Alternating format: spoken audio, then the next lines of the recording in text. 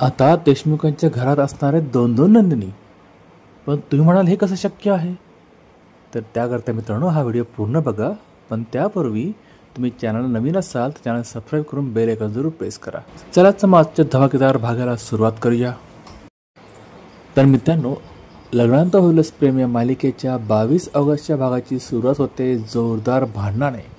विक्रम आणि मानिनी यांच्यामध्ये जोरदार भांडण सुरू असतं आणि पार जेव्हा यांच्यासोबत काव्य आणि नंदिनी सुद्धा ते भांडण सोडत असतात, पण दोघेही मात्र मागे हटायला तयार नसतात. मानिनी विक्रम म्हणत असते की तुम्ही न्यूट्रल राहून विचार करा, मात्र विक्रम तिलाच म्हणत असतो की तू फक्त एकाच बाजूने चालली आहे. तुला फक्त तुझीच सून एकदम निर्दोष आहे असं वाटतं आणि तू माझ्या बहिणीचा जरा पण विचार करत नाही आहे. त्यामुळे दोघांची खतरनाक इतक्या मोठ्या आवाजात भांडणं चालू असतात की तो आवाज पोहोचतो रम्या आणि वसू यांच्या रूमपर्यंत. त्यांच्या भांडणाचा आवाज ऐकून रम्या आणि वसू ते एकदम खुश होतात. रम्या तर वसुतेला म्हणते, आई हा आपल्याच घरातला आवाज आहे, म्हणजे तुझा प्लॅन वर्क केला वाटतं आणि तुझ्या प्लॅनमुळे असं वाटतंय की मामा आपल्या बाजूने लढतोय खाली. मग वसुताई म्हणते, मग भाऊ माझं पाठी टाका. मी यावेळेस रक्षाबंधनाला त्याकडनं असं गिफ्ट मागितलं होतं की काही झालं तरी तू माझी साथ सोडू नको. आणि बघ विक्रम माझ्या बाजूने लढतोय. विक्रम तसा खूप भोळा आहे ग. मी त्याचा आत्तापर्यंत खूप वापर करून घेतला आणि इथून पुढे वापर करून घेणारच आहे. फक्त ना वाईट एकाच गोष्टीचं वाटतं की पार्थ मला वाटलं होतं आपल्या साईडने बोलेल, पण तसं काही झालं नाही. मग रम्या म्हणते, ठीक आहे जाऊ दे ना, मामा आहे ना आपल्या साईडने. मामा आला म्हणजे आपल्या साईडने तरी खूप जास्त आहे आपल्यासाठी. लगेच रम्या म्हणते, ग मला सुद्धा असं वाटलं होतं की मामा नंदिनीला घराबाहेर काढून देईल, पण जाऊ दे हरकत नाही. आता तो तिच्याशी बोलायचं नाही म्हणतो ना, त्याने तर तिच्याशी असलेलं नातं तोडून टाकलं. हे खूपच भारी झालं बघ. सर आपण एक काम करू, खाली जाऊ आणि तिथे तू मस्त रडायची ॲक्टिंग कर असं म्हणत दोघी खाली येतात. या दोघी खाली येतात आणि बघतात ते काय, मानिनी आणि विक्रम यांचं भांडण अजून जोरदारपणे चालू आहे. लगेच वसुताई रडायची ॲक्टिंग करते आणि मानिनीला म्हणते की अरे नका ना रे भांडू या भरल्या घरामध्ये, आपलं भरलेलं घर आहे, उगाच तुम्ही भांडताय. मात्र मानिनी तिला म्हणते, तुमच्यामुळे फक्त तुमच्यामुळे जो नवरा कधी मोठ्या आवाजात माझ्याशी बोलला नाही, आज केवळ तुमच्यामुळे तुम्हाला भांडतोय. मग लगेच वसुताई म्हणते, ठीक आहे बाई मला माफ कर. मग तिने माफी मागितल्यानंतर लगेच विक्रम म्हणतो, बघ माझी बहीण तिने काही केलं नसून सुद्धा तुझी माफी मागताय. लगेच बाप रे बाप, लगेच मानिनी म्हणते की मला ह्या माणसासोबत राहायचं नाही आहे. ती जीवाला म्हणते माझी बॅग भर आणि तुझ्या रूममध्ये घेऊन चल. तो म्हणतो ठीक आहे जा, कुठे यायचं ते जा, मला कोणाची परवा नाही आहे. आणि लगेच मित्रांनो भांडता भांडता त्या मानिनीला चक्कर लागतंय आणि चक्कर आल्यानंतर मात्र नंदिनी तिला सावरायला जाते.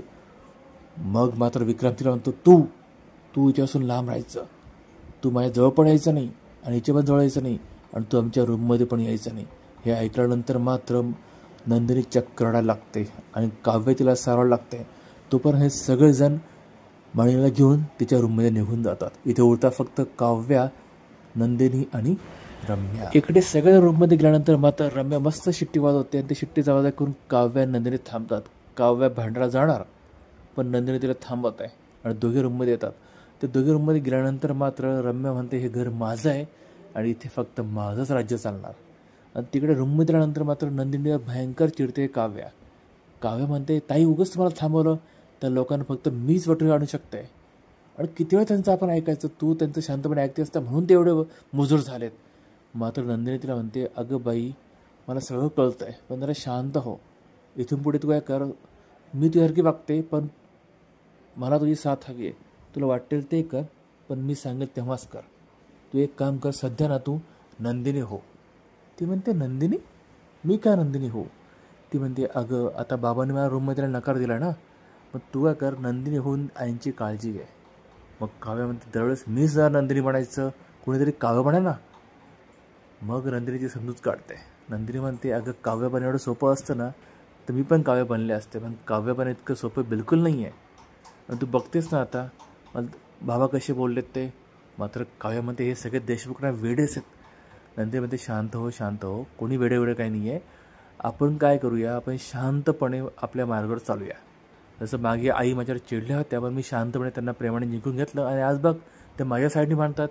व त्या बाबासुद्धा माझ्याबद्दल बोलतील, तू बिलकुल काळजी करू नको, तू सध्या एक काम कर, तू त्या रूममध्ये जा आणि आईची काळजी घे. तिकडे रूममध्ये मात्र वसू मुद्दाम ॲक्टिंग करत असते मानणीची काळजी घेण्याची. ती तिला म्हणत असते की बाई तुला भूक लागली असेल म्हणून चक्कर आली असेल, जरा खाऊन घे, माझ्यावरचा राग अन्नावर नको काढू, तुला काही खायला प्यायला आणू का. मात्र मानणी एक शब्द बोलत नसते. विक्रम म्हणतो काय वेडीस काय मानणी तू, ताई एवढी तुला प्रेमाने विचारते, तुला एक शब्द बोलत नाहीस तू. तो म्हणतो ताई एक काम का, तू तुझ्या रूममध्ये निघून जा, मी बघतो काय करायचं आहे. मग तो माणिनीला ते नंदिनीचे पोहे खाऊ घायला लागतो. तो तिला म्हणतो हे चल ते शिवाय सोड, हे पोहे खाऊन घे चल. ती म्हणते मला पोहे बिलकुल नको, या सगळे दाणे घातलेत, मला दाणे घातले पोहे आवडतच नाही. तो म्हणतो पोहे बेचं कसे असेल, अगं आपल्या नंदिनी केलेत ते. असं म्हटल्यानंतर मात्र तो शांत बसतो. माणिन तिला तेच म्हणते बघा, म्हणजे पोहेसुद्धा आपली नंदिनी खराब करू शकत नाही. आणि तुम्हाला वाटतं का हो ती इतकं मोठं नातं खराब करेल, जरा तरी विचार करा ना तिचा. मग तो म्हणतो ठीक आहे विचार करेल, पण तू काहीतरी खाऊन तरी घे. ती म्हणते मला तुमच्या हातचं काहीही नको. मग तो म्हणतो मग कोणाच्या हातचं खाशील. आणि तेवढं तिथे तर पार्थ आणि काव्या म्हणतात त्या खातील माझ्या हाताने फक्त.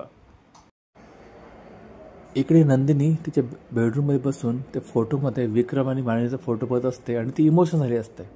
मग जीवात तिला येऊन थोडा धीर देतो, म्हणतो की आपल्या आयुष्यात काही चांगली आणि काही वाईट दोन्ही प्रकारची माणसं येतात.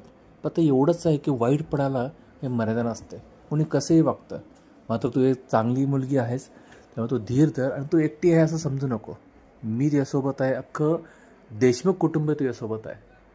मात्र ती म्हणते बाबा तर नाही ना मात्र सोबत. तो थोडा धीर धर, बाबा पण बदलतील आणि तुझ्यासोबत येतील. आणि मित्रांनो इथं आजचा हा धमाकेदार भाग संपतो आहे. आपण आज बघितलं की वसुताई आणि रम्याचा प्लॅन तर सक्सेसफुल झालाच आहे आणि विक्रम त्यांच्यासाठी लढतो पण आहे. पण उद्याच्या येणाऱ्या भागामध्ये काव्या एक शपथ घेते की मी वसुताईचा प्लॅन एक्सपोज करेलच म्हणून, आणि तिला साथ देतात नंदिनी, पार्थ आणि जीवासुद्धा. बघूया पुढे काय होतं ते. पण त्याकरता चॅनल सबस्क्राईब करून बेल आयकॉन जरूर प्रेस करा. आणि तुम्हाला या मालिकेत काय आवडलं किंवा आता नंदिनीचं पुढं काय होईल कमेंट करून जरूर कळवा. भेटूया पुढच्या भागात, तोपर्यंत नक्की काळजी घ्या.